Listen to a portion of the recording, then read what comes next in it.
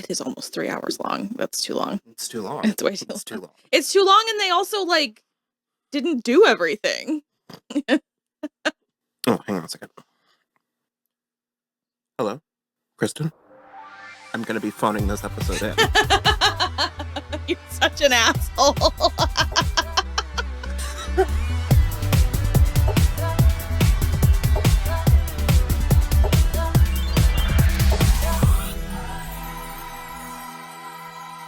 Hello, everybody. I'm Will. And I'm Kristen. And this is So I'm Watching This Show, your new favorite pop culture YouTube channel where we talk about movies, TV, music, and more.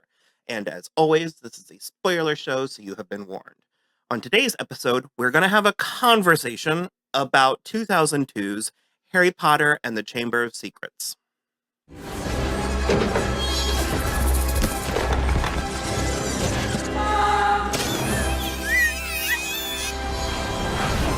Harry Potter and the Chamber of Secrets. Let us hope that Mr. Potter will always be around to save the day. Don't worry. I will be. This is what is shaping up to be an annual tradition. Christmas time. Well, yeah, I think that works. We have a Muppets series, a Twilight series, and now a Harry Potter series that in November, December, each year we do them. Love it. And this is the second one. The reason why I'm phoning it in is because I don't really like this one all that much. And so we watched it last night. Sort of. In that it was on. You got this, Yeah, right? yeah. You've got things to say. Mhm. For me, it's indistinguishable from the first one. There's just so many. It's a whole different defense teacher. It's a whole different villain. But it's I literally cannot remember because I was gonna start talking about the Mirror of Aragog or something, and Erised. Is that in this one or the previous the one? first one. See, I don't remember. It doesn't help that we watched Brad Evans watch the first movie. We did do that immediately after watching this because you one. said that, and I was like, "Wait a minute, why though? Do I have such a clear memory of seeing the Mirror of Erised last night?" And it's because we watched Brad Evans. Hi, Brad Evans. Thank you. I remember enjoying it. I saw it in the theaters. If it was 2012, I would have been 15. 2002. 2002, I would have. I said what I said. I'm 27 years old. I would have been 15, and I remember enjoying it. My thing with Harry Potter is I don't care about children. I don't care for kids and stuff. And so I like it as they get older. Yeah. It's sort of like, I actually feel like from 3 on, I'm good. Like, That's fine. That's fair. but Well, also, I feel like you're not a huge fan of Chris Columbus. So, like, once there's, like, a little bit of pizzazz in the directing and everything with Alfonso Cuarón in the third one, I think that's when you kind of get interested. Maybe you should read some Harry Potter fan fiction. I feel like you might get something out of it. sex. I mean, you might get something out of it, is all I'm saying. But yeah, I mean, I definitely get that. For me, I love these movies for like nostalgia and because I really enjoyed the books. I don't think we're going to really talk about the elephant in the room. Not really. We are aware and acknowledge and we don't support. So, I guess evidence to the contrary, but some of this is old.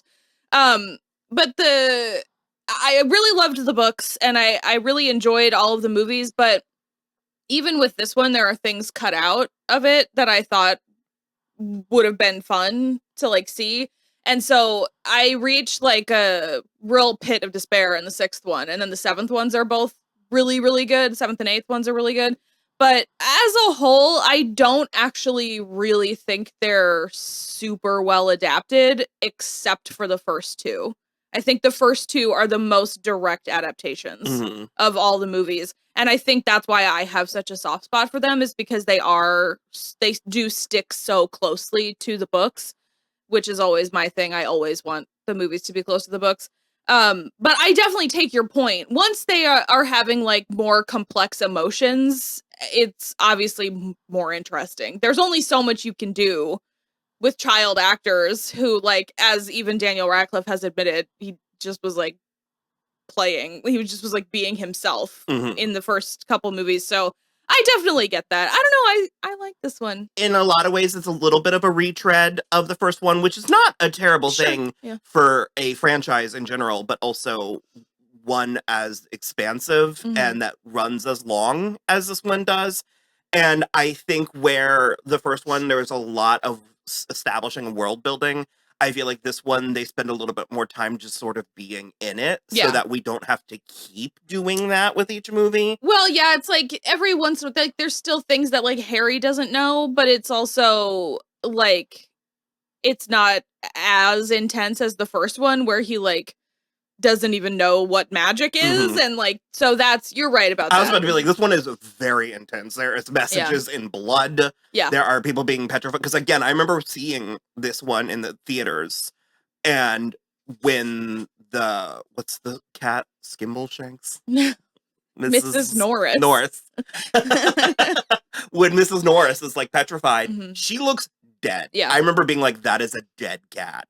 And there are spiders. Yeah. So many spiders. A lot of them. I don't care for. Hundreds of thousands of spiders. Like too many spiders. Because there's like, even like days before Hagrid gets taken back to Azkaban, they see the spiders leaving the castle in like a little trail. And then they see more spiders in a little trail leaving Hagrid's hut, which is like, why are there so many spiders inside the castle and Hagrid's hut? That's too many spiders inside a living space.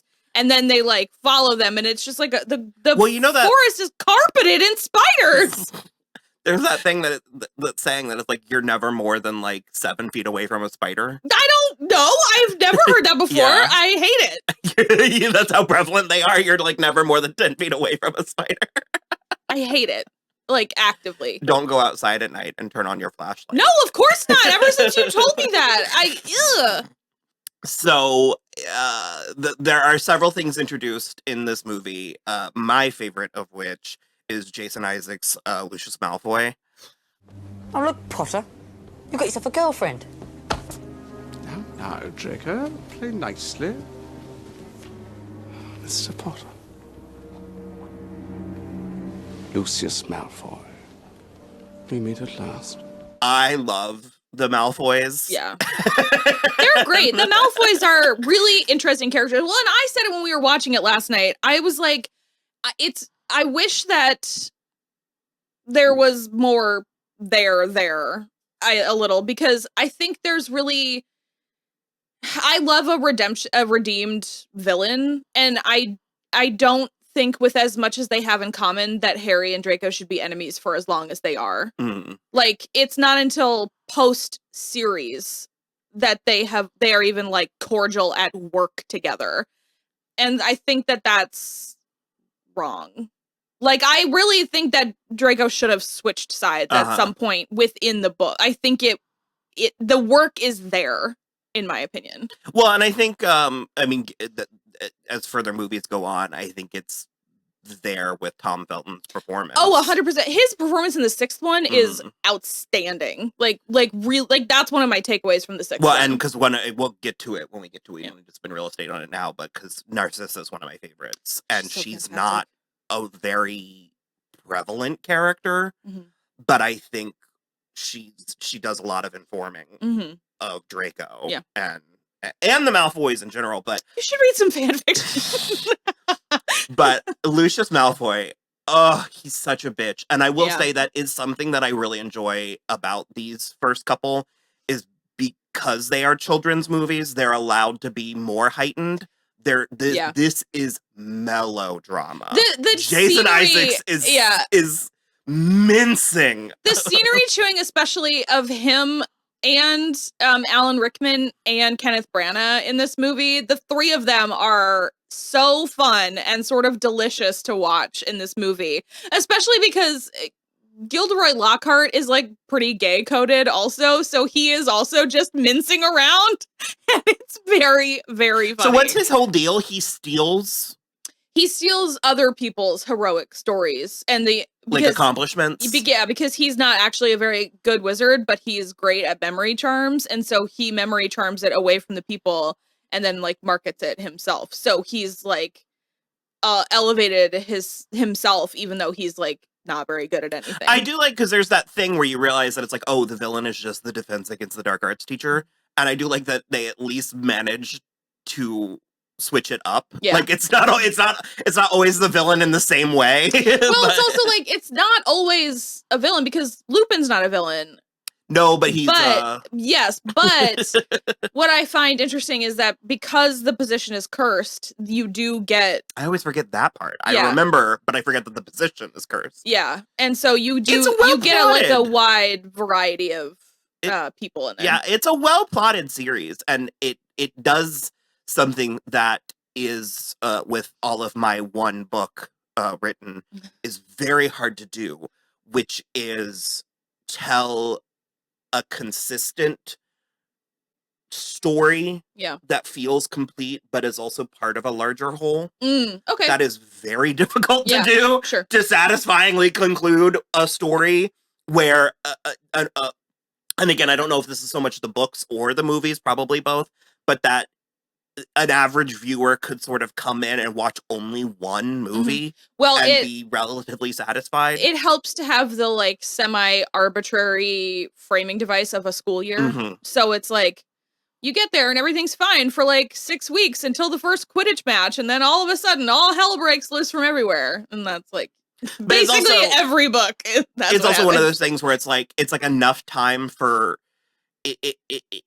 it's a long and short amount of time. It's Yeah. like enough time for stuff to actually occur, but it's not like this is just taking too long. Yeah. You know what I mean? And like characters aren't. There's not a ton of like love, but it's not like characters falling in love over the course of a weekend. You know, Right. Yeah. It's like each school year is like 9.5 months because Mhm. they go home in like mid-June and then they come back on September 1st. I'm gonna come out, and this is hindsight being 2020. I'm gonna come out bravely and boldly pro Dobby. I think because you compared him to Jar Jar Binks, and I think that is I want my context to be known. I do not think he's as bad as Jar Jar Binks, but he is very like it's the wrong end of puckish.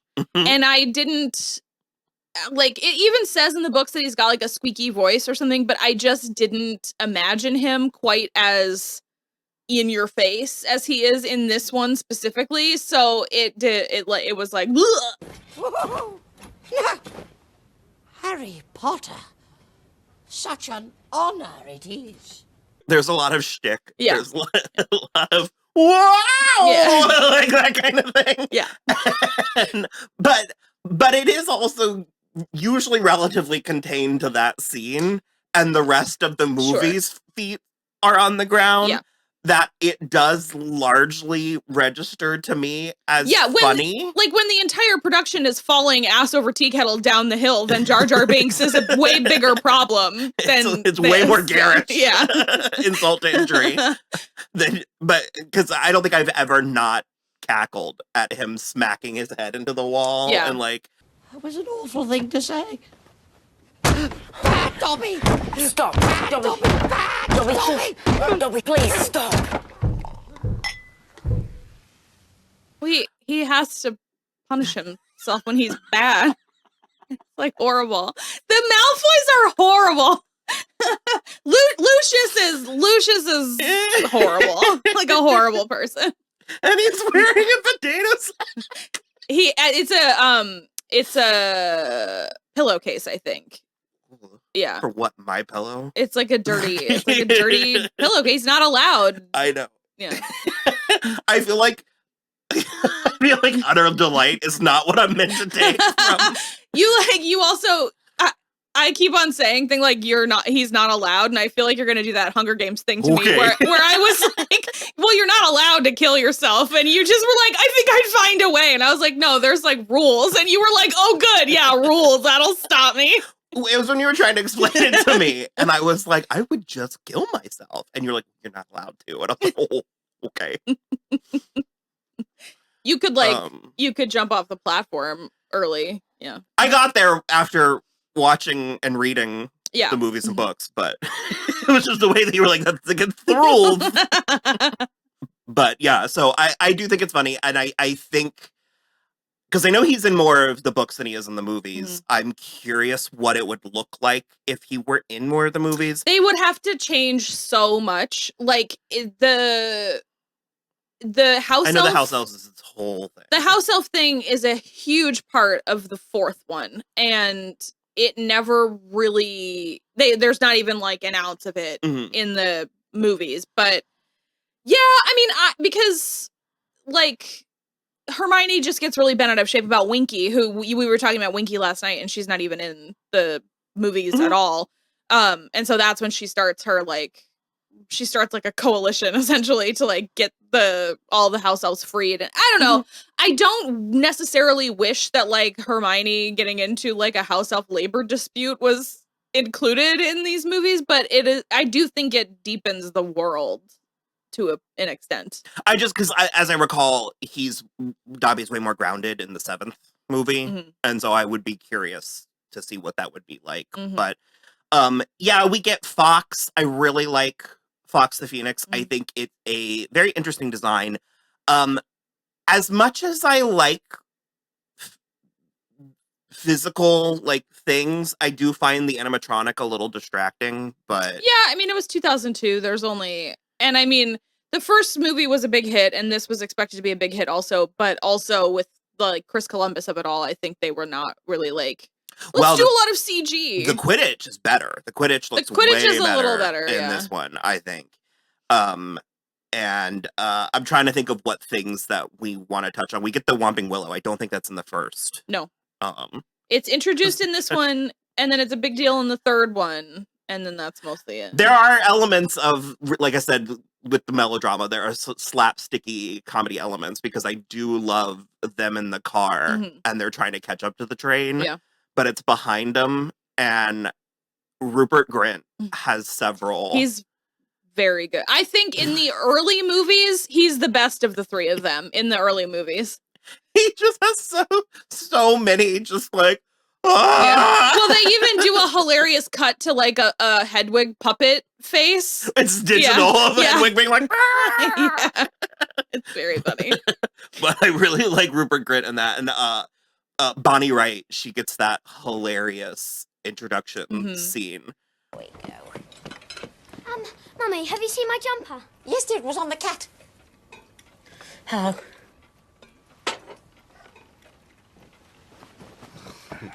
Where she just like sees Harry and is like, I forgot. So I remember her making the face because it's been memed, but in my memory, it's like she sort of like, duh, and like runs away. Yeah. But in the movie, she's very sort of like, okay, like she Homer Simpsons. Yeah. Like, I do like that they left that in because there's like,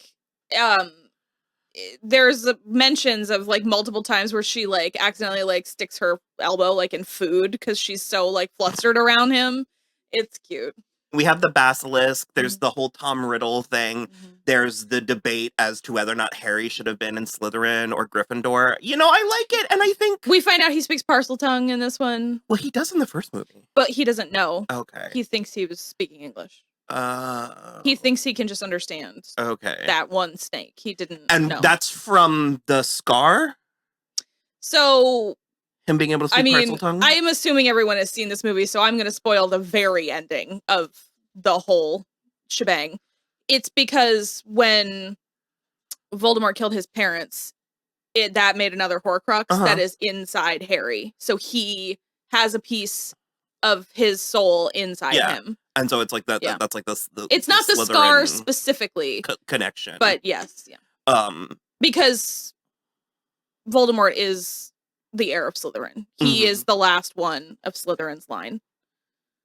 I think that that's interesting. I do like that sort of milestone for growing up where it's like there's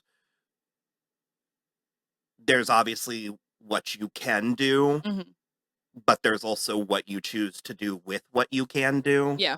I think that that's very interesting, and I think that's part of these stories' broad appeal and relative timelessness. I agree.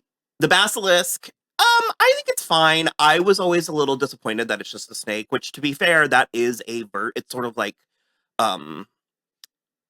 like Sphinx. Like there's 2 different types of Sphinx depending on what part of the world and time you're in. And I always knew basilisks to be more like, it sounds silly, but like more like roosters. Well, I think they have like rooster legs or something. Well, it's like a rooster body with a snake tail. Okay. And because they're a little bit of a deeper cut when it comes to mythology, but my favorite depiction was The Witcher season 2, because they kind of look like raptors. And I was like, that's kind of awesome. Sort of neat. Because if you were to cross a bird and a reptile, you'd get a like velociraptor. I was like, I really liked that. And I don't know, I was impressed by that. This is neither here nor there, but another one of my favorite deep cut mythological creatures is a manticore, and we don't get those a lot. Yeah. There's almost one in Fantastic Beasts, but that's a whole other. We're not getting into that. I can't get into that right now. I do think that it's I understand why it had to happen, but I think sidelining Hermione for over half this movie is a bummer. It's notable. I remember noticing it as a kid, and I think it goes down easier in the grand scheme of things because she gets plenty of hero moments. It's not even like I think she needs something more to do. It just is like the 3 of them have the characters have such a good balance between the 3 of them, and the 3 actors all are doing something actually pretty different. So I just, it's noted. But yeah, I don't know. I like these 2. Also, pour one out. This is the last time we get Richard Harris's Dumbledore. I prefer him to Michael Gambon. We're gonna have the same conversation in every one of these. Mostly the 4th one. That's when my problem is the biggest, because I do like his other stuff sort of later. But also, I mean, if we're talking villains of the Harry Potter franchise, the true one is Dumbledore. He is the actual villain. That's what I like, though. No, I know. It's very it's very interesting, and it's a really good, like... I mean, villain is a broad term. Voldemort is upfront about what he's doing, is all I'm saying. Like, I want to kill you specifically. I'm coming out very pro villains and enslaved creatures in these episodes.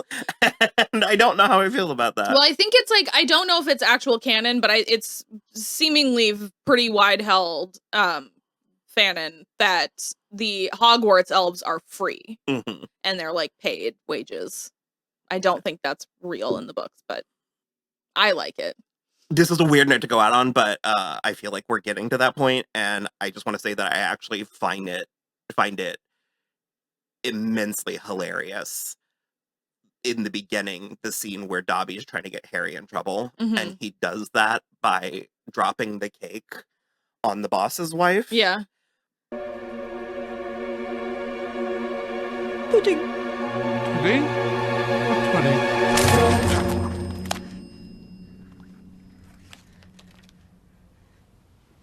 I'm so sorry. It's my nephew. He's very disturbed. Meeting strangers upsets him. That's why I kept him upstairs.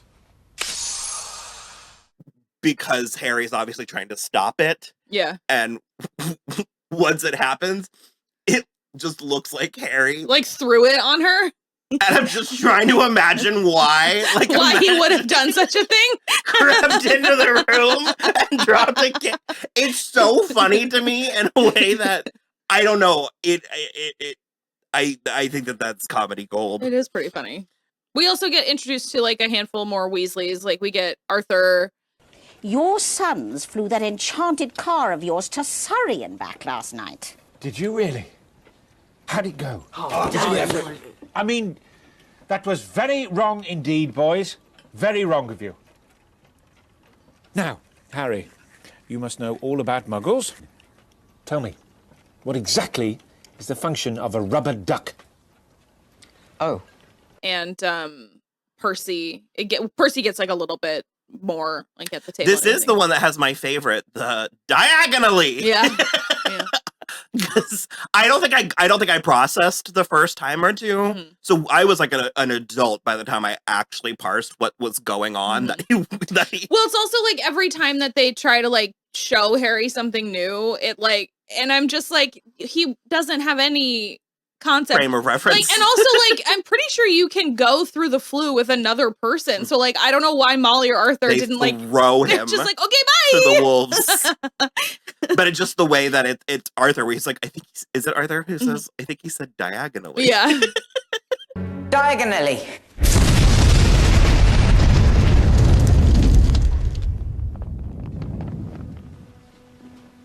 What did you say, dear?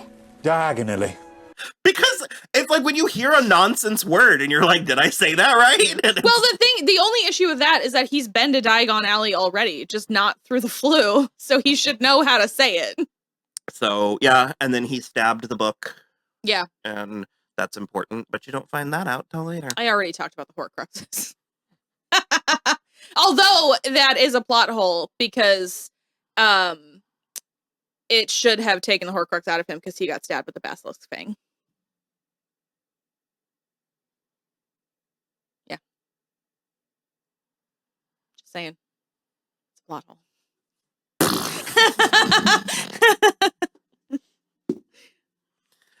Okay, well, that was our conversation about Chamber of Secrets. Stay tuned for Prisoner of Azkaban, which is the first one that I remember really liking for and I have multiple reasons. A whole host of other issues with it. Oh, no. Yeah. Like, bad? Yeah. Oh. It's wrong.